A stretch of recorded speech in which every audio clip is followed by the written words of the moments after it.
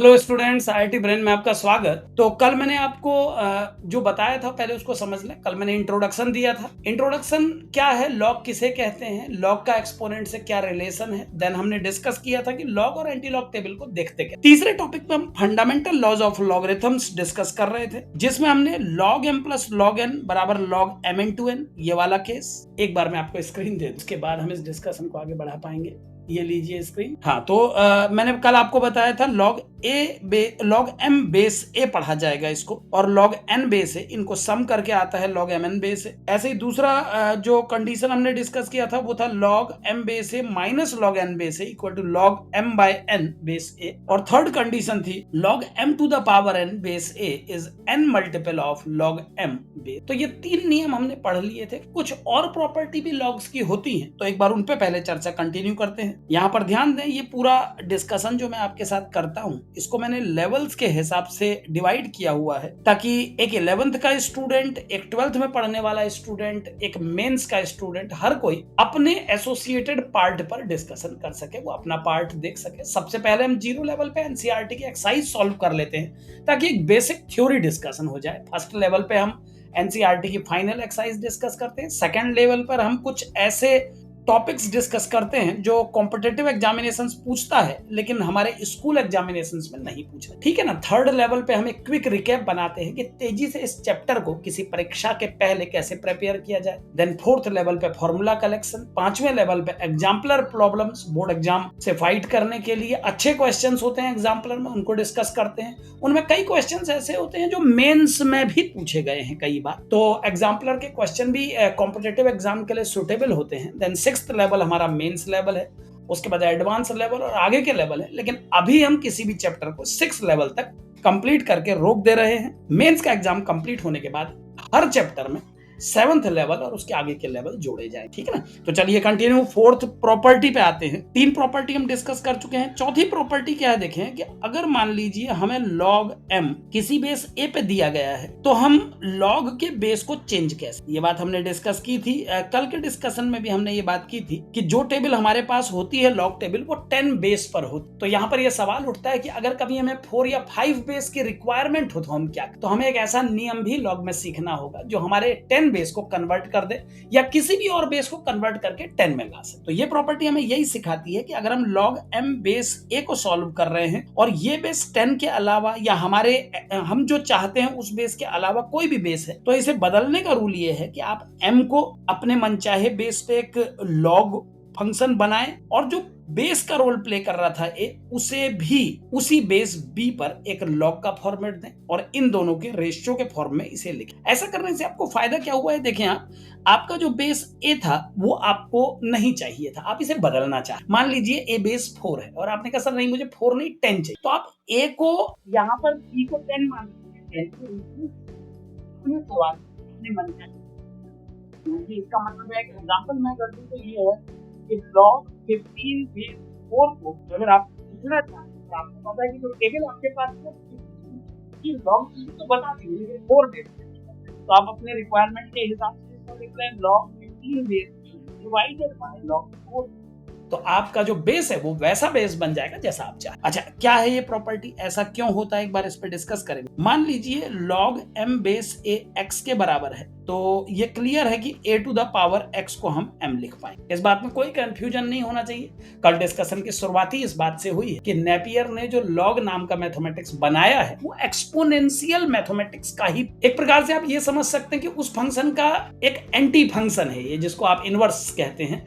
Exponential function में x और y के रोल चेंज अगर कर दिए जाए तो वो लॉग फंक्शन में कन्वर्ट। जब आप एक्सपोनेंट में लिखते हैं तो a की पावर x को m लिखते हैं, जब वही आप लॉग के फॉर्म में लिख देते हैं तो वो बन जाता है log m equal to x। यानी यहाँ पर x इनपुट है, m आउटपुट है, लॉग में m इनपुट है, x। तो इनपुट आउटपुट चेंज करने की कहानी है, ये ठीक वैसा ही है जैसा इनवर्स में होता है। तो अब अगर a की पावर x m है, तो बी बेस पर, क्योंकि मेरा मनचाहा बेस बी है, आप देख पा रहे हैं मुझे log b बेस पे m चाहिए, तो मैं b बेस पे दोबारा दोनों साइड में log टेक करता हूं। आप ये समझ सकते हैं कि किसी इक्वेशन में log लेना पॉसिबल होगा क्योंकि मैं दोनों तरफ ले रहा हूं। ये मैथमेटिक्स का बेसिक रूल है कि जो चेंज आप लेफ्ट में कर रहे हैं अगर वही राइट में कर रहे हैं तो वो एक्सेप्टेबल है। और तब अगर इस लेफ्ट पार्ट में मैं थर्ड प्रॉपर्टी लगा दूं, जस्ट इससे पहले हमने जो प्रॉपर्टी पढ़ी है उस पर हमने सीखा कि m की पावर n को n मल्टीपल log m में बदल सकते। इस कंसेप्ट को यूज करके अगर मैं इसको आगे बढ़ाऊं तो ये बन जाएगा x log a base b equal to log m base b। और अब अगर मैं log a बेस b को डिनोमिनेटर पे भेज दूं तो x का वैल्यू आ गया log m base b divided by log a base. और x क्या था वो आप शुरू से जानते, आपने ही माना है तो आप तो जानते ही होंगे कि आपने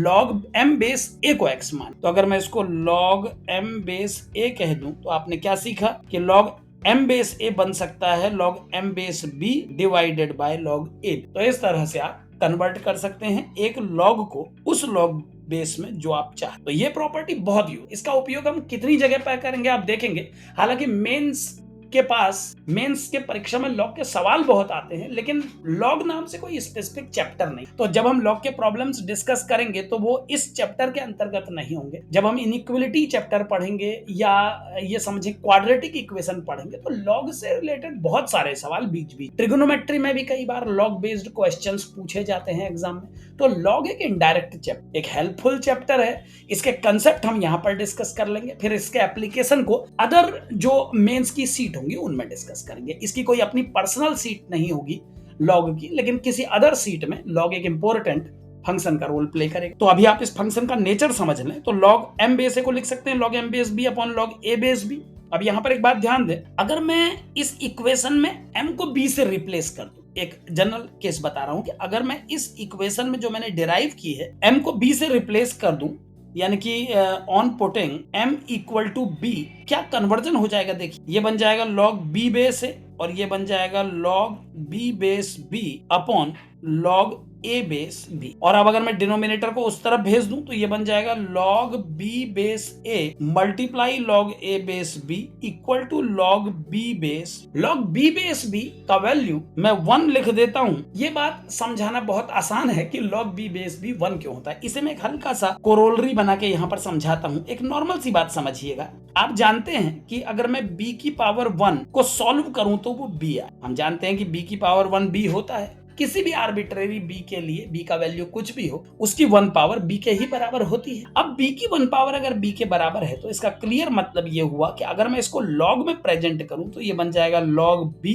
बेस b इक्वल। तो बहुत सिंपली इस बात को, इस फैक्ट को समझा जा सकता है कि log में जो फंक्शनल वैल्यू आती है अगर वो और बेस एक जैसे हैं तो उसका log वैल्यू हमेशा 1 होता है। ये भी एक नियम की तरह आप याद रखें, इसको आप कोरोलरी मान सकते हैं। देखा जाए तो ये जो चौथा नियम मैंने बताया इसके अंदर आपको दो नियम और मिले हैं, ये बहुत इंपॉर्टेंट समझें आप इसको। ये है मेन लॉ कि आप log a बेस m को लिख सकते हैं, log m बेस a को लिख सकते हैं log m base b upon log a base b। और फिर इसकी मदद से आपने दो बहुत बड़े फैक्ट और सीखे भैया। दो बड़े फैक्ट क्या सीखे आपने? एक तो आपने ये सीखा कि log b बेस a और log a बेस b का प्रोडक्ट 1 होता है, यानी log a बेस b और log b बेस एक दूसरे के रेसिप्रोकल होते हैं। और दूसरी इंपॉर्टेंट बात आपने सीखी, log b बेस b 1 होता है। तो आपको ये दो चीजें जानने का मौका, यानी कभी भी अगर आपको बेस एक्सचेंज करना हो तो ये सुविधा आपके पास ये नियम देता है कि आप log b बेस a को जब चाहें 1 upon log a base b बना सकते। सवालों को करते समय ये नियम बहुत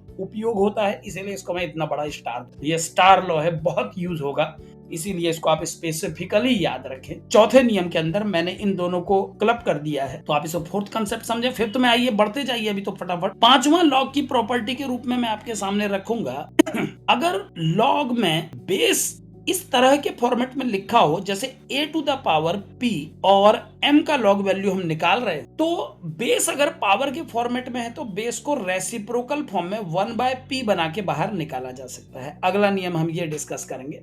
यह नियम तीसरे नियम से मिलता जुलता है। एक बार तीसरे के दर्शन कर लें। तीसरा नियम क्या था? देखिए कि अगर लॉग में जो मेन वैल्यू लिखी है वो पावर फॉर्म में है तो उसकी पावर आउटसाइड शिफ्ट हो जाए। यहां पर हमने मेन वैल्यू जो होती है m to the power n, उसमें पावर को बाहर निकाला। अब इसी नियम को मैं बेस पे बता रहा हूं कि अगर बेस में जो टर्म लिखा है वो पावर फॉर्मेट में दिया हो तब क्या होगा। यहां पर मेन नंबर पावर फॉर्मेट में था तो n बाहर आ गया।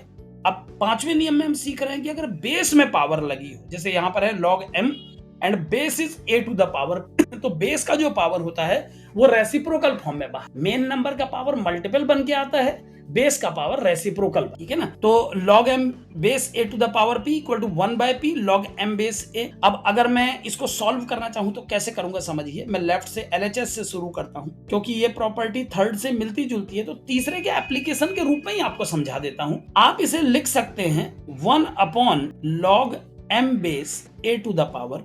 और अब ये मत पूछेगा ये कैसे लिखा, आप जानते हैं कि अभी मैंने एक स्टार प्रॉपर्टी आपको सिखाई है, उसके आगे मैंने इतना बड़ा स्टार लगाया, इसीलिए लगाया था क्योंकि ये प्रॉपर्टी बहुत यूजफुल है। यहाँ पर हमने सीखा था कि log a बेस b और log b बेस एक दूसरे के रेसिप्रोकल होते, यानी जब चाहूं मैं रेसिप्रोकल बना के बेस और मेन नंबर को एक्सचेंज कर सकता हूं, मैंने कर दिया। log a to the power p base से मेन नंबर के रूप में आ गया और m बेस में चला गया। और अब अगर मैं इस log में जो डिनोमिनेटर पे है इसमें प्रॉपर्टी नंबर 3 लगाऊं तो इसकी पावर को मैं बाहर निकाल पाऊंगा। आपको पता है कि पावर बाहर आ सकती है, तो अब ये बन जाएगा 1/log बेस में m रहेगा, a और p बाहर आ जाएगा। p को बाहर निकालने के बाद 1/p बनाने के बाद अगर मैं log a बेस m को दोबारा न्यूमरेटर में शिफ्ट कर दूं तो फिर से एक बार मैं प्रॉपर्टी स्टार प्रॉपर्टी, इसका नाम हमने स्टार प्रॉपर्टी रख दिया है, इसको यूज करेंगे और ये वापस ऊपर जाके बन जाएगा log m। तो ये प्रूफ हो गया कि LHS RHS के इक्वल है और ये प्रॉपर्टी बिल्कुल ट्रू है। ये पांचवा नियम है जो लॉग में, जितने भी नियम बता रहा हूं उनको याद करना पड़ेगा आपको। हालांकि मैं आपको एक फॉर्मूला मैप भी देता हूं हर चैप्टर में, अगर आप हर चैप्टर का फॉर्मूला मैप रिमेंबर कर लेते हैं तो ये मेरी तरफ से आश्वस्त रही, आपको पूरे फॉर्मूले, मैं किसी फॉर्मूले को मिस, ठीक है ना।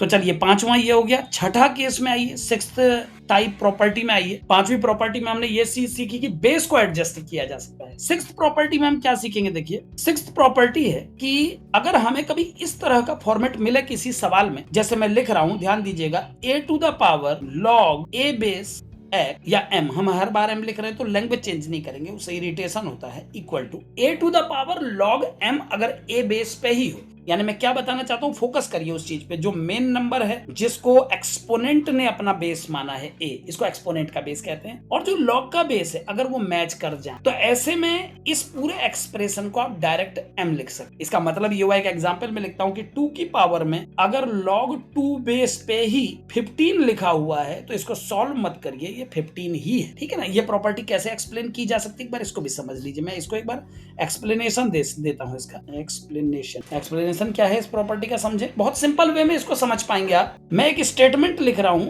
आप जानते हैं कि ये स्टेटमेंट ट्रू है, पहले आप इसको अपने माइंड में सेट कर लीजिए कि जो मैंने लिखा है वो एक ट्रू स्टेटमेंट है। ये देखिए मैंने क्या लिखा, मैंने लिख दिया log m बराबर log m। अब ये तो सारी दुनिया जानती है भाई कि लेफ्ट में और राइट में अगर सेम चीज लिख दूंगा तो बराबर होगी ना, यानी log m बराबर log m, इसकी सच्चाई में किसी को कोई शक नहीं है, ये ट्रू है। अब इस स्टेटमेंट को जो मैंने लिखा है इसको आप उस तरीके से पढ़िए जैसा मैं आपको बता रहा हूं, ध्यान से सुनिएगा। इसे आप मानिए log का बेस, जैसा मैं कहूंगा वैसे पढ़ेंगे आप। इसे आप मानेंगे log के अंदर का मेन नंबर, और इस पूरे term log a base m को आप एक पूरा कंप्लीट टर्म, एक काम करिए और सिंपल करते हैं, आप थोड़ी देर के लिए कंसीडर कर लीजिए कि ये x, ठीक है ना। एक्सप्लेनेशन दे रहा हूं, यहाँ लेट लिख देता हूं, let us suppose let log m base equal to x, ऐसे लिख लेते हैं, याद तो रहेगा ये आपको x कौन है। अब अगर मैं इसको एक्सपोनेंट में कन्वर्ट करूं तो ये बन जाएगा a to the power x equal to m, a to the power x equal to m।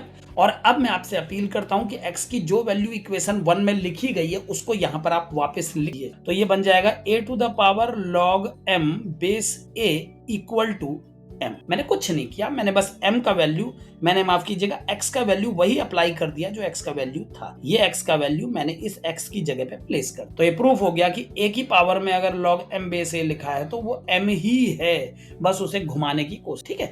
तो ये प्रॉपर्टी भी याद रखें, जब क्वेश्चंस आप करेंगे ना तो आपको समझ में आएगा कि ये सभी काम, और log को छोटे टॉपिक के रूप में मत लें। अगर कंपटीशन की प्रिपरेशन कर रहे हैं तो log एक बड़ा, जो लोग केवल 11th के लिए पढ़ाई कर रहे हैं उनके लिए ये नॉन यूजफुल हो सकता है इस एस्पेक्ट में कि वो केवल बस परीक्षा में नंबर लाने के उद्देश्य से पढ़ रहे हैं, लेकिन जो लोग सीखने के मतलब से पढ़, जिन्हें पहली बात ये समझ में आती है लाइफ में कि भाई हमें पहले मैथ्स आनी चाहिए, कंपटीशन तो बात की बात, उनके लिए तो फिर मैथ्स का हर टॉपिक इंपॉर्टेंट, ठीक है ना। तो सिक्स्थ प्रॉपर्टी हो गई, सेवंथ प्रॉपर्टी में आ जाइए। सेवंथ प्रॉपर्टी में हम रखेंगे एक खास नियम, ये भी आपको जरूर मालूम होना चाहिए। ये किस तरह से लिखा जाएगा, ध्यान से समझिएगा। a to the power log b को बेस पर ले लेता हूं और c को मेन, इसको हम पढ़ेंगे a to the power log c base तो क्या बोल रहा हूं, ध्यान से सुनिएगा। a to the power log c base b में आप c और a की पोजीशन को एक्सचेंज कर, ये भी बहुत खास प्रॉपर्टी है। कई कई सवाल जो बहुत कॉम्प्लिकेटेड लगते हैं और उन स्टूडेंट्स को जिनको ये प्रॉपर्टी नहीं पता होती है वो बहुत पन्नों तक केवल पन्ना खर्च करते हैं, आंसर नहीं। तो ये प्रॉपर्टी ऐसे सवालों को 2 लाइन में सॉल्व कर, तो इसे एक इंपॉर्टेंट प्रॉपर्टी मान के समझे। इसको भी एक स्टार दे देता हूँ, ये बहुत खास है। इस प्रॉपर्टी का भी उपयोग कम नहीं है। जब लॉग के सवाल आप करेंगे तो आपको समझ में आएगा, और मैं जो मेंस के क्वेश्चंस कराऊंगा उसमें तो डेफिनेटली इनका यूज किए बिना आगे नहीं बढ़ो। ऐसे ऐसे सवाल ही पिक करूंगा जिनमें ये सब इस्तेमाल हो सके। तो a to the power log c base b equal to c to the power log a base b। यहाँ पर क्या सीखा आपने, देखिए ये जो लॉग का मेन नंबर है और ये जो बेस है एक्सपोनेंट का, ये दोनों अपनी पोजीशन एक्सचेंज कर सकते। ये प्रॉपर्टी हमको ये सिखा रही है कि लॉग का बेस बदले बिना, उसे टच किए बिना, ये जो सी और ए है ये अपनी जगह बदल सकते हैं। ये प्रोसेस है। समझना कैसे, एक बार समझ लीजिए, बहुत सिंपली समझेंगे। इसको एक्सप्लेन करने के लिए मैं एक काम करता हूं, जो लेफ्ट में टर्म लिखा है उसको मैं x मान ले, a to the power log c base b equal to x मान लिया मैंने, और फिर हमेशा की तरह इसको एक्सपोनेंट में बदल दिया। आप समझ ही रहे होंगे एक्सपोनेंट में इसको बदला जाता है, तो एक्सपोनेंट में इसको लिखा जाएगा a to the power x equal to log c base, ठीक है। और अब जो करूंगा उस पर नजर रखिएगा। अब a to the power x equal to बन गया है log c बेस b। या एक चीज और बताता हूं, इससे ज्यादा बेटर ये रास्ता मुझे उतना सुटेबल नहीं लग रहा। एक दूसरी चीज मेरे माइंड में जो आ रही है वो और अच्छी है, उस पर आई। क्योंकि हमें क्या है, कई बार क्या होता है कि इस सवाल के लिए कई रास्ते मिलते हैं, बट हमें कंपटीशन की प्रिपरेशन करने वाले स्टूडेंट को हमेशा शॉर्टेस्ट वे से जाना। जो मैंने लिखा उसमें मैंने एक्सपोनेंशियल फॉर्म में इसको बदला, फिर मुझे एक लाइन और खर्च करके उसको अरेंज करना पड़ेगा। मैं इतनी मेहनत भी क्यों करूं, मैं डायरेक्ट एक काम करता हूं।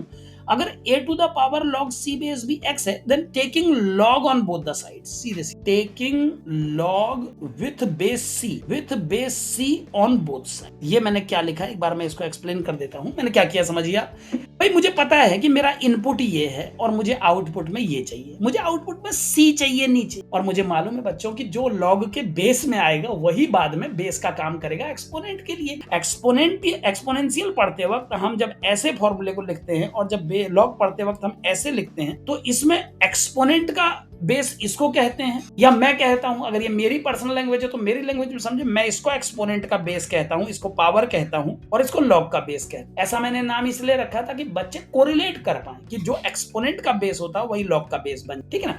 अब यहां पर आए, taking log with base C on both the sides, क्योंकि मुझे सी की नीड थी, मैंने अपनी नीड पूरी की। तो दोनों तरफ सी बेस पे अगर मैं लॉग लूं तो लेफ्ट में बन जाएगा लॉग सी बेस, लगा देता हूं a to the power log c base b, और इधर बन जाएगा log x बेस c। मैंने दोनों ओर लॉग ले लिया है और लॉग अपनी मर्जी का लिया है बेस। और अब अगर मैं इसको थोड़ा सा सॉल्व करूं तो ये क्या बनेगा, देखें आप, ये बन जाएगा, हम जानते हैं कि पावर को बाहर निकाला जा सकता है। फिर से रूल नंबर 3 कि लॉग के अंदर किसी एलिमेंट में अगर पावर हो तो पावर बाहर आ जाती है। ये क्या बन जाएगा, देखें, log c बेस b बाहर, और ये बन जाएगा log a बेस c, और इस तरफ आ जाएगा log x बेस c। अब ये फॉर्मेट ऐसा बन गया, देखते जाइए। तो राइट में तो मुझे वही मिल गया भैया जो मुझे चाहिए था। अब लेफ्ट में जो टर्म लिखा उस पर आपकी नजर चाहिए, लेफ्ट में जो टर्म लिखा उस पर आपकी नजर चाहिए। जो मैं करने वाला हूं उस परिवर्तन पर आपका ध्यान चाहिए। ये लिखा है log a बेस c, इसको गौर से देख लीजिए ना, ये लिख दिया मैंने, और इसको मैं रेसिप्रोकल करके इसका बेस c बनाना चाहता हूं। अभी सिखाया था नियम नंबर 4 की स्टार प्रॉपर्टी, याद है नियम नंबर 4 की स्टार प्रॉपर्टी कौन सी थी, ये नियम नंबर 4 की स्टार प्रॉपर्टी कि आप बेस और मेन नंबर को एक्सचेंज कर सकते हैं, उसके लिए आपको रेसिप्रोकल करना हो। तो मैं इस log c बेस b को पलट के नीचे लिख देता हूं log b बेस c, और ये है आपका log x बेस c। और अब प्रॉपर्टी नंबर 4 कि अगर log सेम बेस पर रेशियो के रूप में लिखा गया है तो उस बेस c को हटा के इसको हम डायरेक्ट लिख पाएंगे log b बेस पे a। आपको मालूम है फोर्थ प्रॉपर्टी में हमने सीखा था कि बेस को बदला जा सकता है, अब हम उसका उल्टा लगा रहे हैं। ये नियम हमने यहाँ पर सीखा, एक बार मैं आपको दिखा देता हूँ। ये हमने सीखा है कि log अगर b बेस पे हो और उन दोनों log का रेशियो बन रहा हो तो डिनोमिनेटर वाले log के नंबर को बेस बना दिया जाए और ऊपर वाले log के नंबर को एलिमेंट बना दिया जाए, तो उन दोनों log को कंबाइन करके एक नया log बना। वही किया मैंने, दोनों log को मिला के एक log बना दिया। और अब ये बन गया है log a बेस b, माफ कीजिएगा, equal to log x x base c। और अब सिंपली अगर इस एक्सप्रेशन को बदला जाए दोबारा एक्सपोनेंशियल में, इसको एक टर्म मानिएगा आप लोग, इसको दूसरा टर्म मानिएगा, इसको तीसरा, जैसा मैं कह रहा हूं वैसा करिएगा। आप जानते हैं कि लॉग को एक्सपोनेंट बनाने के लिए एक टर्म बेस का काम करेगा। सचिन भाई सर 12th का कब से स्टार्ट होगा? मेरे दोस्त बस ये आज अगर मैं लॉग को पूरा खत्म कर देता हूं और आप लोग फोकस्ड ध्यान से सारी चीज देखते हैं तो कल के टॉपिक का नाम ही रिलेशन एंड फंक्शन है। इसके लिए मैं कम्युनिटी पोस्ट में डालता रहता हूं, 4 टॉपिक की लिस्ट बना के भेजता हूं आप लोगों को, मैं खुद बनाता हूं, उसके लिए मेहनत करता हूं, मैं आपको देता हूं, आप उसको देखा करिए प्लीज। उसमें लॉग के बाद अगले 3 टॉपिक क्या है वहां तक की डिटेल। अभी बेशक 11th के टॉपिक ज्यादा आ रहे हैं क्योंकि देखिए ये जो क्लासेस में चला रहा हूं ये ऑर्डर्ड ही बनाऊं। इनको ऑर्डर्ड बनाने का फायदा ये है ना, अगर अचानक मैं इंटीग्रेशन बीच में पढ़ा दूंगा तो यार कुछ बच्चों के लिए वो यूजलेस हो जाए, समझ रहे हैं ना। तो जब बना ही रहा हूं, मेहनत कर ही रहा हूं, चिल्ला ही रहा हूं, तो एक बार वैसे भी समझ रहे हैं ना बात को कि मेहनत कर रहा हूं तो पूरा पैटर्न जैसा होना चाहिए वैसा बना देता हूं ना। बहुत लंबा टाइम नहीं लगेगा, जनवरी के राउंड तक भी हम बहुत अच्छे खासे टॉपिक पूरे कर चुके होंगे और अप्रैल तक तो बात ही मत करिए, उससे पहले निपटा दूंगा सारा का सारा, ठीक है ना। तो 12th का पहला टॉपिक रिलेशन एंड फंक्शन, इसकी अगली क्लास हो। अगर आज लॉग निपट जाता तो कल ही वो बेटे फिजिक्स की अब एक सब्जेक्ट पहले निपटान दो तबीयत से यार, वो फिर माइंड डाइवर्जन हो जाता है, सब आधा आधा रह जाता है। अभी फोकस्ड तरीके से बना रहा हूं तो एक गति में बनाने दो मेरे को, मैं खत्म कर डालूंगा मैथ्स को, उसके अगले दिन से ही फिजिक्स से स्टार्ट रुकूंगा, ठीक है ना। सब्जेक्ट एक सब्जेक्ट करूंगा, फिर दूसरा सब्जेक्ट, फिर तीसरा सब्जेक्ट, सबको लाइन से निपटा डालू, बस पहले एक बार मैथ्स पूरा, ठीक है। चलिए अभी फिलहाल कंटिन्यू करते हैं। तो log a base b log x base c के बराबर आ गया। अब इसको मैं दोबारा कन्वर्ट कर रहा हूं एक्सपोनेंट में, तो जो ये बेस है log का ये बन जाएगा एक्सपोनेंट का बेस और ये पूरा आ जाएगा पावर में। अब फिर से बार बार ये मैं बगल में लिख के देता हूं, आप इसको देखा करिए कि जब log a बेस m को log x लिखते हैं मेरे बच्चों तो एक्सपोनेंट में बदलते समय ये ऐसा दिखाई देने लगता है। इस कन्वर्जन पर ना बस देखे रहो, इसको किसी को याद नहीं होता तो देखते रहो, देखने से भी चीजें याद होती है। इसको फोकस तरीके से बस इसको एक बार पेनिट्रेटिंग तरीके से देखते रहो, आप इसको आप देखे रहोगे उससे भी आपको फायदा मिलेगा। देखो भाई आप इसको समझोगे ना कहां कौन जा रहा है, जो एक्स राइट में था वो पावर में कूद जा रहा है, जो लॉग के अंदर था वो राइट में चला जा रहा है, जो बेस था वो लॉग का बेस एक्सपोनेंट का बेस बन जा रहा है। तो वो कन्वर्जन आपको समझना पड़ेगा। अब यही कन्वर्जन आप इस इक्वेशन में अप्लाई करेंगे तो ये क्या बन जाएगी, देखिए c to the power log a base b equal. 11th के जो बिगिनिंग बच्चे होते हैं उनको थोड़ा प्रॉब्लम होती है, बाकी जो 12th में IIT देने वाले उनको लॉग का कंसेप्ट मालूम है, मैं जानता हूं, बट मैं ये मान के पढ़ा रहा हूं कि 11th के बच्चे भी कभी देखते होंगे इनको, तो उनके लिए कम, ठीक है ना।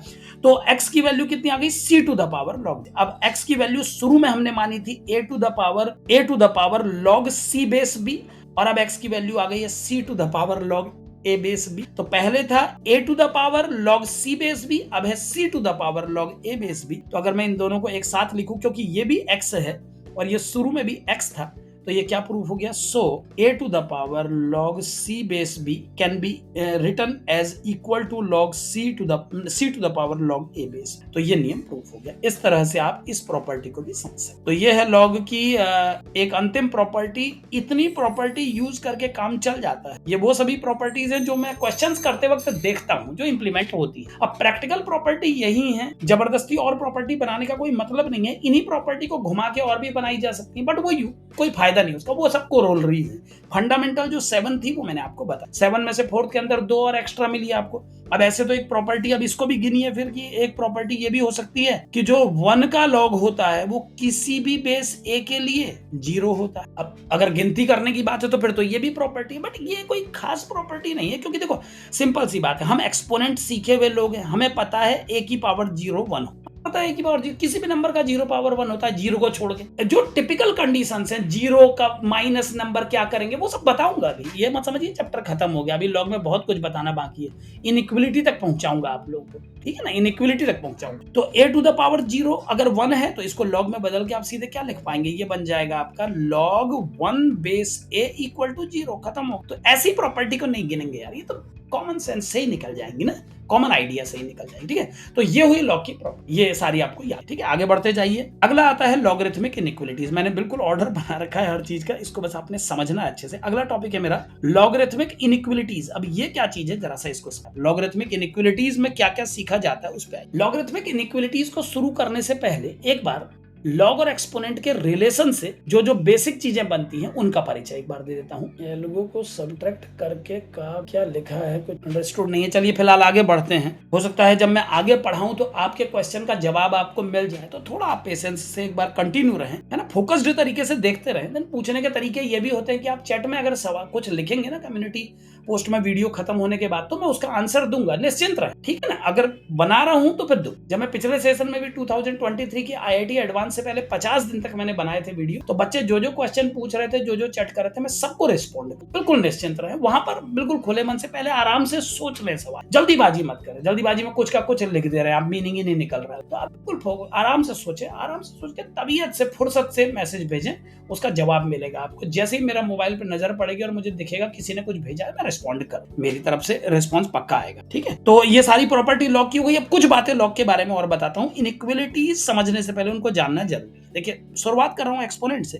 जब हम एक्सपोनेंट फंक्शन को डिफाइन करते हैं तो हमारा एक्सप्रेशन कुछ ऐसा होता है, y equal to a to the power x। ध्यान से सुनिएगा जो बातें y equal to a to the power x, और यही लॉग में कन्वर्ट होके बन जाता है log base a y equal to x। यानी लॉग के लिए वो इनपुट है जो एक्सपोनेंट का आउटपुट है। इनपुट आउटपुट क्या है वो समझ लो पहले, मैं बोलता क्यों, मेरी भाषा समझ लो पहले। इनपुट का मतलब जो आप अप्लाई करते हैं x की जगह। x is variable in the game, यहां पर लिख देता हूं, x is variable. x is variable, variable का मतलब जिसकी वैल्यू अपनी मनचाही लगाई जा सकती है, जो मेरी मर्जी होगी मैं जिसकी वैल्यू वो लगा सकूं, वो वेरिएबल। x यहां पर क्या है, वेरिएबल है, x यहां पर वेरिएबल है। अब y equal to a to the power x है, ठीक है, और log y base a equal to x, ठीक। तो सबसे पहले देखिए, अगर x वेरिएबल है तो x की वैल्यू वेरी कर सकती है, जो मेरी मर्जी होगी मैं वो x की जगह लगा सकता हूं। तो सबसे पहले मैं शुरुआत कर रहा हूं एक्सपोनेंशियल टर्म से। कुछ बातें बतानी है आपको खास, ये बहुत जरूरी पार्ट है, ध्यान से सुनिएगा। इसी पर पूरा लॉग का बेस टिका, नहीं तो हमेशा मन में सवाल रहेगा। कल भी पढ़ाते समय शुरुआत करते ही बच्चे सवाल, सर जीरो लॉग के बेस में क्यों नहीं लगता है, जीरो का लॉग क्यों नहीं निकलता है। पेशेंस मेंटेन करके रखिए हर सवाल का। मैं तुरंत रिस्पॉन्ड इसीलिए नहीं करता क्योंकि पढ़ाई का ना एक तरीका होता है। ऐसा नहीं कि आपके मन में जो क्वेरी आ रही है उसको मैं तुरंत निदान कर दूं, मुझे ये वो चीज थोड़ा इरिटेटिंग रहती। एक ऑर्डर होता है पढ़ाई का, जिस बात को जिस इंस्टेंट पे जानना होता है उसको वहीं जान। जैसे लॉग की देखिए सारी प्रॉपर्टी मैंने पढ़ाई, उसके बेस को ए मान के मैंने पढ़ा दिया। बेस के बारे में मैंने कोई इनइक्वालिटी या कोई रूल रेगुलेशन नहीं बताया, क्योंकि पहले बताना ठीक नहीं। पहले आप जानिए तो सही कि लॉग होता क्या है। अरे लॉग का बेसिक आपको पता हो, लॉग एंटी लॉग देखना आपको आए, फिर आपसे आगे बात करेंगे। अब आप जान चुके हैं सारे, मैं मान के चल रहा हूँ कि आपको सारे नियम, और सारे नियम जानने के बाद जब बच्चा लॉग में थोड़ा स्ट्रांग हो जाता है, बात करने लायक हो जाता है, तब उसका सवाल पूछना थोड़ा वैलिड लगता है। तो सवाल पूछने से पहले जवाब दे दूंगा, उसका टेंशन मत लें। वही बताने के लिए ये टॉपिक उठा रहा हूँ, लॉगरिथमिक इनइक्वालिटी। ये हेडिंग पहले से ही डली है ना, लेक्चर की तैयारी ऑलरेडी है, 10 दिन पहले से ही ये टॉपिक डाला हो, यानी आपके मन में जो सवाल उठ रहा है उसका पहले ही निदान हो चुका है। बस आपको धैर्य के साथ इंतजार कर कि मैं कब पर हो सकूंगा और मेरे ऑर्डर में उसका नंबर कब, ठीक है। लॉग के बेसिक पढ़ने के लिए हमें ये जानने की जरूरत नहीं होती कि ए क्या है, वो अब जाने। जब एक बच्चा थोड़ा लॉग के बारे में जान जाएगा, लॉग से उसका परिचय बढ़ जाए, तो अब सुनिए। तो y equal to a to the power x, ये एक्सपोनेंशियल फॉर्मेट है। मैंने बताया x वेरिएबल है। अब क्या क्या रेस्ट्रिक्शन है उन पे आइएगा। सबसे पहला रेस्ट्रिक्शन, अगर मैं a की जगह ये जो एक्सपोनेंट का बेस है, मैं इसको एक्सपोनेंट का बेस कहता हूं, बाद में यही लॉग का बेस बनता है, ठीक है ना। तो अगर मैं a की जगह 0 पुट करता हूं, सपोज अगर a 0 लगा दूं, और a मेरे 0 लगाने के बाद भैया किसी बच्चे ने ये अपील कर दी कि सर x वेरिएबल है, ये मेरी मर्जी से चलेगा, जो मैं लगाना चाहूंगा मुझे लगाने का अधिकार दीजिए। तो एक बच्चा आके इसमें अगर -1 लगा के चला जाए मेरे बच्चों, तो ये 1/0 यानी अनडिफाइंड बन जाएगा। तो मैं क्या समझाना चाहता हूं कि एक्सपोनेंट का जो a है उसे 0 लगाने पर रोक लगाई जाती। एक्सपोनेंट का बेस जो होता है a, उसे कभी 0 नहीं लगाया जाता, क्योंकि ये मैथमेटिकल प्रॉब्लम क्रिएट, ठीक है ना।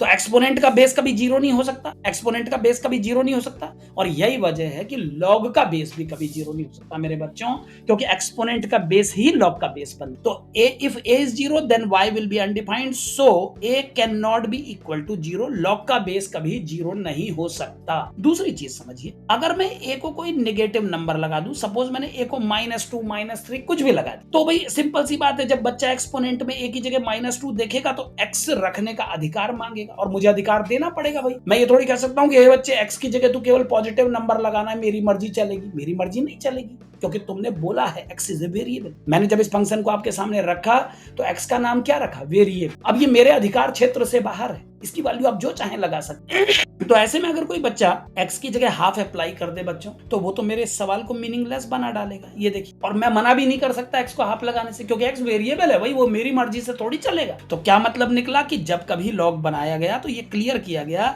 कि a will always be more than 0, कम नहीं रख सकते आप। तो a को नेगेटिव इसलिए नहीं रखा जा सकता, ये परमिशन लॉग नहीं दे रहा, एक्सपोनेंट दे रहा। एक्सपोनेंट कह रहा कि मुझे a को नेगेटिव रखने में आपत्ति है। अगर a की वैल्यू नेगेटिव होगी तो एक्सपोनेंट को दिख, ठीक है ना। तो एक्सपोनेंट की प्रॉब्लम की वजह से बेस को कभी नेगेटिव नहीं, एक्सपोनेंट की प्रॉब्लम की वजह से बेस को कभी 0 नहीं रखा जाता। तो प्रॉब्लम एक्सपोनेंट क्रिएट कर रहा, लॉग क्रिएट नहीं कर रहा है। लॉग तो सब्सिडियरी फंक्शन है भाई, वो तो कह रहा है मैं तो जो एक्सपोनेंट आदेश देगा उसको फॉलो कर लूंगा बस, ठीक है ना। तीसरी बात सुनिए, अगर आप बेस को 1 लगा देते, if a is 1 if a is 1, अगर a 1 हो जाता तो y equal to a to the power x बन जाता 1 टू द पावर x। अब एक बात बताइए, आप x को 10 लगाएं, 15 लगाएं, 20 लगाएं, ये तो y की वैल्यू 1 ही दे रहा है। तो हमने एक्सपोनेंट से पूछा भाई तुम तो सबकी वैल्यू एक ही दे देते हो। एक्सपोनेंट को गुस्सा आ गया, उसने कहा भाई कितनी भी वैल्यू दूं, किसी को क्या प्रॉब्लम है? अगर मैं x की जगह 2 लगाऊं, 3 लगाऊं, 4 लगाऊं, 5 लगाऊं, सबका आउटकम एक ही आ रहा है 1, ठीक है ना। तो एक्सपोनेंट ने क्या एक्सप्लेनेशन दिया? उसने ये कह दिया कि आपको क्या, अगर सारे इनपुट पे एक ही आउटपुट आ रहा है तो इससे आपको क्या प्रॉब्लम है? फंक्शन में ऐसा होता तो है, कई फंक्शन ऐसे हो सकते हैं जिसमें सारे ऑब्जेक्ट की इमेज सेम हो। तो एक्सपोनेंट ने तो भिड़ ली। लेकिन मेरे बच्चों, फिर भी मैं यही कहूंगा कि a को 1 नहीं लगाया जा सकता। क्यों? क्योंकि एक्सपोनेंट के रेसिप्रोकल फंक्शन के रूप में लॉग ने जन्म लिया है, और लॉग में जो इनपुट होता है वो आउटपुट, और आउटपुट इनपुट बन जाता है। जब यही पिक्चर पलट के लॉग के सामने रखी जाएगी, कैसे रखी जाएगी देखिए एक बार, जब यही सवाल बदल के लॉग के सामने आएगा, log 1 base y equal to x, तो y इनपुट का रोल प्ले करेगा जो कि 1 होगा, और आउटपुट का रोल करने 2 3 4 5 चले जाएंगे। उस समय आपसे गलती हो जाएगी, आप एक एलिमेंट की ढेरों इमेज बना दे, तो क्या उस समय आप जस्टिफाई कर पाएंगे? इसीलिए लॉग का बेस 1 भी नहीं। ये प्रॉब्लम एक्सपोनेंट नहीं लॉग की खड़ी, क्योंकि लॉगरिथम का फंक्शन एक्सपोनेंट फंक्शन के इन और आउट को चेंज, ठीक है ना, इसीलिए 1 पर भी निषेध है। So a can not be equal to, तो क्या क्या रेस्ट्रिक्शन निकले? a can not be equal to 0, a negative नहीं हो सकता, a can not be negative लिख देता हूं, वो ज्यादा आपको so a can not be negative, a can not be negative, negative रख के भी नुकसान है भैया, और a 1 भी नहीं। तो क्या नतीजे निकले कि एक्सपोनेंट अपने बेस पे ना नेगेटिव नंबर चाहता है, ना 0 चाहता है, ना 1 चाहता है, 1 भी नहीं चाहता क्योंकि लॉग उसको सपोर्ट, ठीक है ना। तो एक्सपोनेंट का बेस कभी भी 0 नहीं हो सकता, नेगेटिव नहीं हो सकता, 1 नहीं होता। 1 अगर एक्सपोनेंट चाहे तो अपने बेस को 1 रख सकता है, लेकिन लॉग 1 स्वीकार नहीं करेगा, क्योंकि लॉग अगर ऐसा करता है तो वो एक अनडिफाइंड फंक्शन के रूप में सामने, ये अनडिफाइंड फंक्शन, इसीलिए लॉग की तरफ से तो स्ट्रिक्ट रोक है कि मैं अपने बेस में कभी 1 नहीं। तो लॉग के बेस में ना 0 हो सकता है, ना 1 हो सकता है, ना कोई नेगेटिव नंबर। इसीलिए कहा जाता है कि लॉग का जब बेस बनाते हैं तो लॉग के बेस के 2 रेंज होते हैं। लॉग का बेस 0 से 1 के बीच में होता है, और मोर देन 1। बस ये लॉग की कहानी है, बेस की कहानी। लॉग का बेस या तो 0 से 1 के बीच में होता है, या वो 1 को पार करके आगे निकल जाता है। नेगेटिव तो होता ही, लॉग का बेस नेगेटिव बनने की उसकी आदत नहीं है, पॉजिटिव में भी वो 1 कभी, और 0 तो वो 1। तो इतनी कहानी हो गई आपकी लॉग के बेस के बारे में। अब आते हैं लॉग के अंदर फंक्शनल वैल्यू क्या क्या रख सकते हैं भाई, उस पे तो ध्यान से सुनिएगा। y equal to a to the power x से ही समझाता हूं इसको भी, हर चीज इसी से समझाता। y equal to a to the power x function जब लॉग में बदलता है तो ये बनता है लॉग बेस a के साथ y इक्वल टू x। अब सुनिएगा, ठीक है ना, अब सुनिएगा ध्यान से। आपको मालूम है जब आपने 9th क्लास में एक्सपोनेंट पढ़ा था तो आपको मालूम है कि बेस नेगेटिव तो एक्सपोनेंट का कभी रखते नहीं है, 0 रखते नहीं है, 1 रख सकते हो, लेकिन लॉग से एसोसिएट अगर पढ़ रहे हो तो 1 भी नहीं रखेंगे हम, आपको पता ही है। तो अब आप जानते हैं कि एक ही जगह या तो मैं 0 से 1 के बीच के नंबर रखूंगा, या फिर 1 से बड़े नंबर रखूंगा। और आप जानते हैं कि अगर मैं ऐसा करूंगा मेरे बच्चों, तो x की कोई भी वैल्यू लगाने पर जो आंसर आएगा वो पॉजिटिव आएगा। मैं 1-2 नमूने आपके सामने रख देता हूं ताकि आपको आइडिया आ जाए। एक ही जगह अगर मैं 3 रख के x की जगह 4 रख, तो ये 81 आ जाएगा। ये एक पॉजिटिव नंबर के साथ पॉजिटिव की कहानी है। अच्छा, अगर मैं एक ही जगह 3 रख के x की जगह -4 रख दूं तो ये 1/81, ठीक है। और अगर आप दुनिया का सबसे बड़ा नेगेटिव नंबर रख दे, माइनस कई करोड़, माइनस चलो 1 लाख भी दिखा दूंगा तो कम थोड़ी है, 1 लाख ही दिखा देता हूं, -1 लाख, तो ये टेंडिंग टू 0 हो जाएगा। टेंडिंग टू 0 लिखूंगा, एग्जैक्ट 0 तो खैर नहीं हो पाएगा, टेंडिंग टू, क्योंकि 3 की पावर -1 लाख का मतलब 1/3 की पावर 1 लाख, ये बवाल नंबर है। सॉल्व करके 0 की तरफ टेंड। क्या शिक्षा मिली इससे? से क्या आइडिया है इससे कि नेगेटिव जाने की तो कल्पना ही छोड़ दीजिए। लॉग एक्स माफ कीजिए एक्सपोनेंट कभी भी अपना आंसर नेगेटिव में नहीं देते हैं। अब क्योंकि मेरे बच्चों एक्सपोनेंट आंसर नेगेटिव नहीं देते हैं तो उनके द्वारा दिया गया आंसर ही तो लॉग के अंदर लिखा जाता है इनपुट की जगह। तो इसका मतलब एक नियम और बन गया कि we can not put negative number inside log, we can not take negative numbers inside log. Log में आप नेगेटिव नंबर नहीं रख सकते, नेगेटिव नंबर लॉग पे रखना रेस्ट्रिक्टेड है। लॉग पे नेगेटिव कभी नेगेटिव रखोगे प्रॉब्लम करे, क्योंकि फिर एक्सपोनेंट उससे कनेक्टिविटी नहीं बनाएगा, वो कहेगा भाई तू कौन है। क्योंकि जब ए की पावर दुनिया में ऐसा कोई एक्स है ही नहीं जो ए की पावर में बैठ जाए और वाई को नेगेटिव बना सके। तो मेरे बच्चों जब एक्सपोनेंट के पास ऐसा एक्स है ही नहीं जो ए की पावर एक्स को वाई बना सके, तो आखिर लॉग अपने अंदर नेगेटिव नंबर को रखेगा कैसे? क्योंकि लॉग अपने अंदर वही नंबर तो रखता है जिनको एक्सपोनेंट आंसर के रूप में देता है। तो लॉग नेगेटिव एक अंतिम डिस्कशन। और लॉग के अंदर जीरो रखने की प्रक्रिया को समझते हैं तो समझिए, क्या ए की पावर एक्स कभी जीरो बन सकता है? तो हमारा जवाब है कि ए की पावर एक्स जीरो की तरफ टेंड तो कर सकता है, लेकिन एग्जैक्ट जीरो कभी नहीं बन सकता। जीरो बनाने का एकमात्र तरीका यही है कि मैं इस पावर में माइनस इन्फिनिटी लिख दूं, लेकिन हम जानते हैं कि इन्फिनिटी कोई लिखने की चीज नहीं है, ये तो केवल एक बाउंड्री है जिसकी कोई रियल वैल्यू नहीं। इसीलिए मैं यही कहूंगा कि जीरो भी कभी वाई की जगह नहीं आ सकता। और क्योंकि जीरो वाई की जगह नहीं आ सकता तो मुझे लिखने में बड़ी खुशी होगी कि we can not take zero inside logarithm. तो लॉग के अंदर जीरो रखने पर रोक है, नेगेटिव नंबर रखने पर रोक है, लेकिन पॉजिटिव नंबर में कुछ भी रखिए। पॉजिटिव नंबर में 1 भी रख सकते हैं। यहां पर बच्चे कंफ्यूजन ना करें, लॉग के बेस पे 1 रखना मैंने रिजेक्ट कर। लॉग का बेस कभी 1 नहीं हो, लेकिन लॉग के अंदर नंबर के रूप में 1 के रखने पर मुझे कोई लॉग के अंदर आप 1 रख सकते हैं। लॉग के बेस पे आप नहीं रख सकते, लेकिन लॉग के अंदर अगर आप चाहें तो लॉग के अंदर आप 1, ठीक है ना। तो लॉग में 1 रखना परमिसिबल है। लॉग के अंदर आप अगर log 1 रखना चाहते हैं तो कोई, मतलब मैं कहना चाहता हूं कि log 1 is meaningful and it's value will always be 0। ये हम पहले ही प्रूव, कहीं पर मैंने लिखा था, मैं दिखा देता हूं एक बार। 1 का log 0 होता है, ये मैं प्रूव कर चुका हूं। तो हम log के अंदर 1 एक इनपुट टर्म के रूप में रख सकते हैं किसी भी बेस। जब मैं किसी भी बेस बोलता हूं तो ये मत पूछा करो कि सर बेस में माइनस नंबर रख सकते हैं क्या। मैं पहले ही बता चुका हूं कि जब हम log आपके सामने लिख के बेस में a लिख देते हैं तो आप समझ जाया करो कि हम 0 से 1 के बीच का नंबर लिख रहे हैं या 1 से बड़ा, हम बीच की बात करी, ठीक है ना। तो ये आपका केस बन गया, we can not take zero inside logarithm, log a base 1 0। तो क्या क्या फाइनल रेस्ट्रिक्शन निकले कि log के अंदर एक टर्म के रूप में जीरो और नेगेटिव नंबर रिजेक्टेड है। जीरो के ऊपर जितने नंबर है सबको परमिशन है, सब रिस्पेक्टेबल है।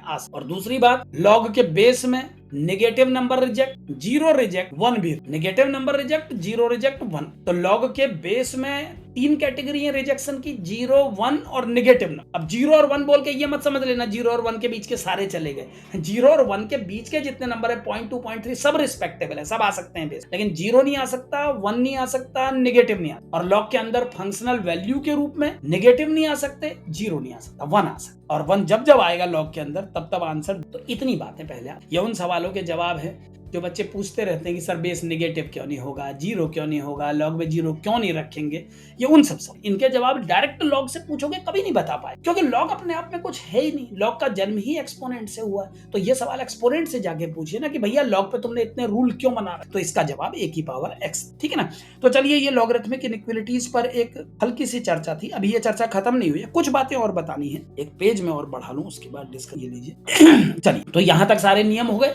अब इन नियमों के आधार पर जो ये मैंने लॉगरिथमिक इनइक्वालिटीज टॉपिक लिखा है, ये क्या चीज है जरा इसको समझिए। लॉगरिथमिक इनइक्वालिटीज पे आइए। लॉगरिथमिक इनइक्वालिटीज क्या है देखिए। लॉगरिथमिक इनइक्वालिटीज का मतलब है कि बेस की डिफरेंट वैल्यू और लॉग के अंदर रखी गई वैल्यू के कोरिलेशन से इनइक्वेशंस कैसे बनती हैं। जैसे मैं एक केस आपके सामने रख रहा हूं, वन। पहले केस को देखो पहले आप। मान लो log a या xy लिख लेते हैं। मान लो log x बड़ा है log y से। ध्यान से प्रॉपर्टी को समझिएगा। ये सारे मैं वही रूल बता रहा हूं जिसके दम पे आप कॉम्पिटिटिव परीक्षा के सवाल को उंगलियों में ठीक है ना। तो नियम को सीरियसली लिया करो। करीबन 25 साल हो गए कॉम्पिटिटिव परीक्षाओं के लिए पढ़ाते हुए, तो थोड़ा उस बात को समझो कि पता है कि कैसा पूछता है एग्जाम, तो उस हिसाब से ही हम लोग लेक्चर रखते हैं बच्चों के सामने। हर बात इंपॉर्टेंट, यहाँ पर हंसी मजाक हंसी ठट्टा करने तो मैं आ नहीं रहा हूँ। तो हर बात जो भी बता रहा हूँ वो बस मेन पॉइंट है, इसीलिए इधर उधर की बात पे जा ही नहीं रहा हूँ, ठीक है ना। केवल उन्हीं पॉइंट पे बात कर रहा हूँ जो मेन। बेटा यमन अत्री, बेटा इतनी देर से जो बात समझाई उसके बाद भी आपके दिमाग में वही चल रहा है। एक बात बताइए, अभी मैंने आपको यही एक्सप्लेन किया, एक बार और समझा देता हूँ अंतिम बार। इस पॉइंट पे आइए आप। देखिए, जो आप ये तर्क देते हैं कि बेस पे -3 रख दिया, ऊपर -27 रख दिया, किसी एक वैल्यू के लिए या आपके द्वारा सुझाए गए एक पॉइंट को ट्रू करने के लिए नियम नहीं बने। तभी मैंने देखिए एक्सपोनेंट से सुनाना शुरू किया था। अगर आप पॉजिटिवली इस बात को समझेंगे तभी आपको समझ में आएगा, क्योंकि नियम तो वही है। देखिए जो मैं बोल रहा हूँ आप समझे। एक बार और कोशिश करता हूँ, हो सकता मैं नहीं पहुंचा पाया आप। ये जो y = a⁴x फंक्शन है, ठीक है ना, y = a⁴x जो फंक्शन है, इस फंक्शन में a बेस का रोल प्ले कर रहा है, यही लॉग का बेस बनता है, ठीक है ना। थोड़ा समझिएगा, जब आप इसको लॉग में कन्वर्ट करते हैं तो आप a की वैल्यू एक बार रख, जैसे आपने कहा सर मैं a की जगह -3 रखना चाहते, यही कहा आपने, मैं a की जगह -3 रख लेता। लेकिन फिर आप नहीं तय करेंगे कि x की जगह क्या सकता, क्या -3 a की जगह रखने पर x की कोई भी वैल्यू रखने का मुझे अधिकार देंगे आप? क्या a = -3 x की किसी भी वैल्यू पर y डिफाइन कर पाएगा? यहां पर एक फंक्शन को एग्जिस्ट कराना हमारी पहली रिक्वायरमेंट। सबसे पहले एक फंक्शन को मीनिंगलेस बनना, उसके बाद हम अदर बातें करें, ठीक है ना। एक आध चीज एडजस्ट हो जाती है, वो माइंड ऐसा सोचता है, बट हमें माइंड के हिसाब से नहीं चलना है ना। माइंड के हिसाब से तो फिर गलत सलत, माइंड के हिसाब से तो फिर √25 की वैल्यू 5 और -5 भी बोलते हैं बच्चे, लेकिन उसका मीनिंग क्या है एक्चुअल में, उस पर परसों हमने चर्चा है ना। तो a का वैल्यू -3 रख के केवल एक 3 रख के सेटिस्फाई करा देने से काम नहीं चलेगा। मैं आपका पॉइंट समझता हूं कि आपके दिमाग में क्या बात आती है। आप ये सोचते हैं कि -3 की 3 पावर -27 होती तो है एग्जैक्ट, लेकिन जब इसको एक नियम की तरह जारी किया जाएगा कि साहब लॉग के बेस पे हम -3 रख सकते हैं क्योंकि हमारे भाई अत्री ने ऐसा बोला है, तो -3 को एक ही जगह रखने के बाद लोग मुझसे कहेंगे सर x की जगह कुछ भी रखने की हमको परमिशन क्या आप देंगे? तो मुझे देनी पड़ेगी। आप समझ रहे हैं, मुझे देनी पड़ेगी क्योंकि मैं आपके साथ मिलकर एक्सेप्ट कर रहा हूं कि -3 एक ही जगह आ सकता। तो अगर मैंने ये गलती कर दी और एक ही जगह -3 को एक्सेप्ट किया, तो फिर पहले मुझे इस फंक्शन को डिफाइंड समझाना पड़ेगा। ये कैसे? लोग क्या करेंगे जानते हैं आप? वो x की जगह हाफ रख के मुझसे ये कहेंगे सर एक ही जगह -3 रखने के बाद आप इनपुट में हाफ रख, क्योंकि जब आप इस फंक्शन को डिफाइन करते हैं आप बोलते हैं ना all real numbers are acceptable, तो लोग -3 की पावर पे हाफ लगा और फिर क्या आप y डिफाइन कर पाएंगे? ये बात एनसीईआरटी साइंस की फिजिक्स बुक के पहले पन्ने में लिखी है कि किसी बात को गलत साबित करने के लिए एक एग्जाम्पल का, लेकिन किसी बात को सही साबित करने के लिए करोड़ों एग्जाम्पल भी कम। तो -3 की 3 पावर 27 होती है, कल कोई बच्चा आके कहेगा -3 की 5 पावर -243 होती है। दो चार अच्छे एग्जाम्पल देने से नहीं होता है। उस बच्चे का क्या करें जो कह रहा सर -3 की हाफ पावर निकाल के बताइए, है ना। तो अगर एक भी ऐसा बैड एग्जाम्पल है तो a की वैल्यू हम वही रखेंगे जिससे पहले इस फंक्शन को डिफाइंड होने का मौका मिले। अगर ये डिफाइन ही नहीं होगा तो इसमें वैल्यू रखने का क्या फर्क। इसीलिए जब वैज्ञानिकों ने नियम बनाए तो उन्होंने पहले ही रेस्ट्रिक्शन लगाया। उन्होंने रेस्ट्रिक्शन केवल लॉग में नहीं लगाया, आप लॉग के पीछे पड़े रहते हैं, रेस्ट्रिक्शन एक्सपोनेंट में भी। अगर आपने कभी एक्सपोनेंशियल कर्व का ग्राफ ध्यान से देखा हो तो लिखा रहता है a > 0, है ना। a > 0 की वैल्यू लिखी रहती है। फिर दो केस बनाते हैं, a 1 से लेस है, a 1 से ग्रेटर है। a को 1 नहीं लगा क्योंकि लॉग अपने बेस में 1 को एक्सेप्ट नहीं करता, तो एक्सपोनेंशियल भी a को 1 लेके काम नहीं। तो फंक्शन के डिफाइंड होने के लिए जब साइंटिस्ट लोगों ने उसका प्लेटफॉर्म तैयार किया, ये उस समय से लगाया गया रेस्ट्रिक्शन, ताकि कोई भी ऐसी वैल्यू x के लिए कोई भी ऐसी अवॉइडिंग कंडीशन ना आए जिसको समझाना मुश्किल हो जाए। -3 की 3 पावर -27 होती है, आई नो इट, लेकिन -3 की हाफ पावर क्या होती है आपको बताना, अगर आप -3 के लिए परमिशन चाहते हैं। यही वजह है कि -3 बेस पे नहीं है। मैंने समझाया था ये पहले, हो सकता है आप उसके बाद आए हों, तो एक बार आप पूरा लेक्चर शुरू से जरूर देखिएगा ताकि कोई चीज अगर आपकी मिस हुई तो आप उस पर भी आए, ठीक है ना। चलिए, तो ये तो पूरी बात हो गई। अब आते हैं जो मैं इनइक्वालिटीज बता रहा था उस पे आते हैं वन बाय वन। ये लेक्चर कल भी जाएगा, मुझे लगता है काफी टाइम हो चुका है। एक इनइक्वालिटी पूरी करता हूं, कल इस क्रम को आगे बढ़ाऊंगा। इनइक्वालिटी क्या होती है समझिए। log x अगर log, ये बहुत इंपॉर्टेंट है, इनइक्वालिटी का लेक्चर जरूर आप लोगों को देखना चाहिए जो लोग इस वीडियो को देख रहे हैं, क्योंकि इनइक्वालिटीज बहुत सारे सवालों में अप्लाई होती हैं। और ये जो टॉपिक मैं पढ़ा रहा हूँ लॉगरिथम, ये प्योरली कॉम्पिटेंट, इसका 11th के स्कूल स्टूडेंट से कोई, स्कूल में तो ये चैप्टर को हटाया, ठीक है ना। तो log x अगर बड़ा है log y से, मान लीजिए, और बेस पे मैं एक नंबर a लिख दे, ठीक है, log x बड़ा है log y से, बेस a है, तो अगर कोई ऐसा लिख करके मुझसे ये पूछे कि सर x और y के बीच में क्या रिलेशन है, क्या आप बता सकते हैं? आप बता सकते हैं कि x और y में बड़ा कौन है, छोटा कौन? तो कैसे करना पड़ेगा, ध्यान दीजिए किस तरह से आपको इसको सॉल्व करना पड़ेगा। यहाँ पर आप ध्यान से समझे, मैं एक एग्जाम्पल देके आपको समझाता हूँ। मान लीजिए log के बेस पे 10 है और x की वैल्यू 100 है। एग्जाम्पल इसीलिए दे रहा हूं ताकि आप फ्रूटफुली उसको समझ पाएं। और यहाँ पर 10, तो आप जानते हैं log 10 बेस पे 100 को मैं लिख पाऊंगा 10 का स्क्वायर, 10 का स्क्वायर लिख देता हूँ 100 को, ये 2 बाहर आ जाए और सेम बेस पे log की वैल्यू 1 हो जाती है तो ये 2 बन जाएगा जबकि ये 1। तो इससे हमने क्या सीखा, देखिए कि बेस अगर 1 से ग्रेटर है तो 100 यहाँ आया, 10 यहाँ, यानी क्या नियम बना कि log a base x log a base y से अगर बड़ा है तो ये इंप्लाई करता है कि x भी y से बड़ा होगा, बस शर्त इतनी है कि a 1 से बड़ा हो। अगर a 1 से बड़ा है, 1 से इंफिनिटी तक कुछ है a, तो x y से बड़ा होगा इस कंडीशन में, क्योंकि हमने देखा कि log 10 बेस रखने पर यहाँ पर 10 था और यहाँ पर 100 था और log 100 की वैल्यू log 10 से बड़ी आती है क्योंकि 100 भी 10 से, ठीक है ना। इसको मैं हटा रहा हूं यहां से। अब इसी केस को दूसरे एस्पेक्ट से देखिए, अगर मान लीजिए फिर से मैं नियम लिखूं और इस बार आपके सामने रेस्ट्रिक्शन रखूं कि इस बार a जो है वो 1 से छोटा और 0 से बड़ा, 0 से बड़ा नहीं भी बोलूंगा तो चलेगा क्योंकि सारे रूल पढ़ा दिए। मैं जब आपसे बात करूंगा इतना ही लिख के, ये आप खुद अंडरस्टूड करिए क्योंकि मैं पढ़ा चुका हूं पूरे डिटेल में कि 0 से नीचे जाना ही नहीं। जब 0 से नीचे जाना ही नहीं है तो फिर अब क्यों बार बार लिखूं। a इज लेस देन 1 बोल दिया तो आपका दिमाग सीधे एक्सेप्ट करना चाहिए कि इट इज बिटवीन 0। अभी बिगनर हो इसलिए लिख देता हूं, चलो एक आध दिन बाद में ये भी नहीं। तो a जब 1 से बड़ा है तो log x अगर log y से बड़ा है तो x y से बड़ा, लेकिन अगर log x log y से बड़ा है और a 1 से छोटा है तो ये इनइक्वालिटी पलट जाएगी। अब ये क्यों पलटी एक बार समझा देता हूं। देखिए log 10 बेस पे अगर मैं 10 टू द पावर -1 लिखूं और log 10 बेस पे मैं 10 टू द पावर -2 लिखूं, ध्यान दी है ना, तो नहीं यहां पर -2 लिख देता हूं, सॉरी। log 10 बेस, हाँ ऐसे ही ले, ठीक है। log 10 बेस पे 10 टू द पावर -1 और log 10 बेस पे 10 टू द पावर -2। अब आप जानते हैं कि जब मैं इसको सॉल्व करूंगा लेफ्ट वाले को तो ये -1 पावर तो बाहर आ जाएगी, ये -1 इधर आ जाएगा और ये 1 बन, यानी लेफ्ट वाला ओवरऑल बन जाएगा -1 और राइट वाला ओवरऑल बन जाएगा -2। और आप जानते हैं -1 -2 से बड़ा हो, तो इसका मतलब ये जो लेफ्ट वाला टर्म है ये राइट वाले टर्म से बड़ा है। यहाँ पर हम अच्छा मैंने बेस को 10 मान लिया, सॉरी मैं एग्जैक्ट उस एग्जांपल तक नहीं आ पा रहा हूँ जो मैंने आपको बताया, मैं एक केस बदल रहा हूँ जरा, सॉरी मैंने 10 बेस ले लिया, 10 बेस नहीं लेना चाहिए था मुझे, बेस तो अब ऐसा लेना है ना जो 1 से कम हो, तो 0.5, ठीक है। log 0.5 बेस पे यहां पर मैं लिख देता हूं 0.5 का स्क्वायर और यहां पर लिख देता हूं 0.5 बेस पे 0.5। 10 बेस पे वो बात एक्सप्लेन नहीं हो पाती इसलिए मुझे बदलना पड़ा एग्जांपल। तो log 0.5 बेस पे देखिए बेस को मैंने 1 से छोटा कर दिया इस बार। अब आप जानते हैं कि लेफ्ट वाले को अगर आप सॉल्व करोगे तो ये 2 आएगा और राइट वाले को सॉल्व करोगे तो ये 3 आएगा। अच्छा ये बड़ा आ रहा है, सॉरी, तो इसको मैं थोड़ा बदल दूं, ये इनइक्वालिटी का फेस ही पर ऐसा है ना, ध्यान से देखिएगा। log 0.5 बेस पे 0.5 की पावर 2 को सॉल्व करके 2 आएगा और log 0.5 बेस पे 0.5 की पावर 3 को सॉल्व करके 3 आएगा और हम जानते हैं 2 से 3 बड़ा है। इससे बड़ा ये है, ये लेफ्ट वाला छोटा है, राइट वाला बड़ा है।